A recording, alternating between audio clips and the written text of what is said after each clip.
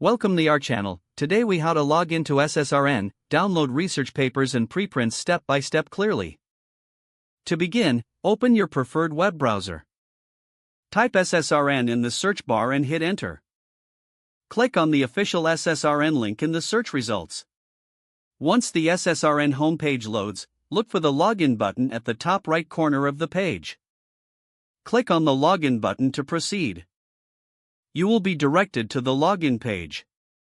Here, you will see fields for your email and password. Enter your registered email address in the first field. Next, input your password in the second field. If you have forgotten your password, click on the Forgot Password link below. Follow the prompts to reset your password if needed.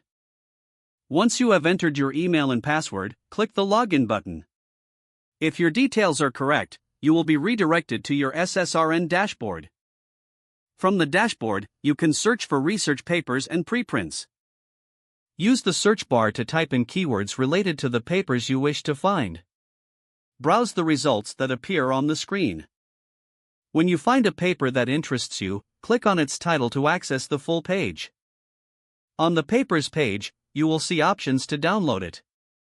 Click the download button to save the paper to your device. If you need any specific formats, check for available options before downloading. You are now ready to explore and download research papers and preprints from SSRN.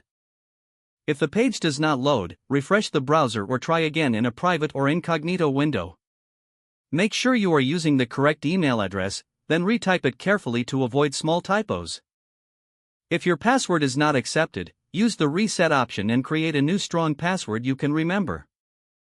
Check your spam folder for verification or security emails, then complete any requested confirmation steps.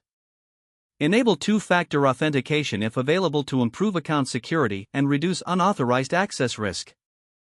After signing in, review your profile details so your contact information and settings are accurate and current. If you see an error message, note it down and try again after restarting your device and internet connection. Don't forget to like this video and subscribe to our channel for more step-by-step tech guides.